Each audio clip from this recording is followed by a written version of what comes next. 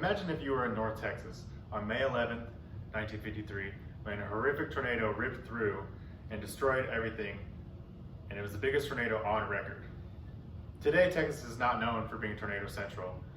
That title lies with some of the more northern states. The last time Texas was on the map for big F5 tornadoes was May 27th, 1997. That tornado is number 10 on the top 10 list for biggest tornadoes ever to go through Texas.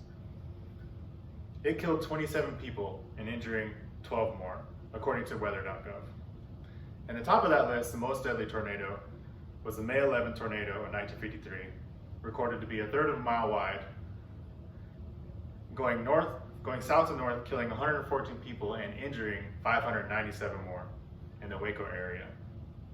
Not only was the death toll high, but this tornado destroyed over 600 homes and destroyed over 2,000 vehicles.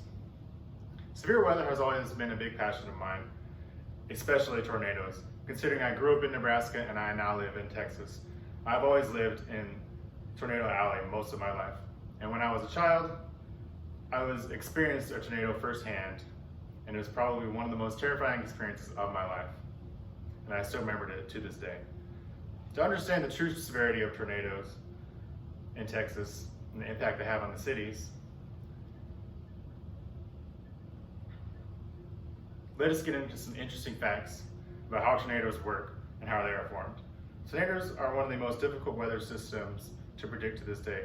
According to tornadofacts.net, these F5 tornadoes can average wind speeds of 261 miles per hour. And also, out of 2,000 tornadoes every year, only one of them is an F5 tornado. The Center for Science Education says that tornadoes are formed through a thunderstorm with a particular wind pattern which consists of the updraft meeting the downdraft, shown in this picture here. And the picture was created by Paul Markowski of Penn State University. Now that I have told you about tornadoes and how it is formed, let us get into the effects they will have on northern Texas. Tornadoes are one of the most devastating weather systems to this day. From 1950 to 2018, there have been 251 deaths in Texas as a result of tornadoes, according to Norman, Oklahoma Weather Forecast Office. The most vulnerable counties are known to be Johnson County, Dallas, and Tarrant County. Johnson County with 106 tornadoes, Dallas County with 101 tornadoes, Tarrant County with 100 tornadoes on record, according to Ethan Rogers of the Washington Post. Now, after learning about some of the devastating facts about damage that these tornadoes can do, let us talk about the warning systems that help prepare for these tornadoes. In 2020, the warning systems are much better than they were back in the 1950s. The more vulnerable cities like Dallas and Fort Worth have upwards of 150 warning sirens within their cities.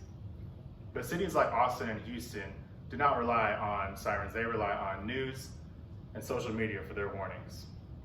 It is said that cities over 400 square miles are not used to sirens because they would be useless to them. Although Texas is not known for twisters, it is especially important to be aware of the dangers of these horrific storms. Over the past 100 years, there has been no real changes except for the effective warning systems and how the buildings can withstand the destruction. Nothing will change the damage these storms have caused and the lives that have been taken. Even though it isn't as common as it was in the early 1900s, tornadoes of North Texas were still happening to this day, and they're still just as deadly.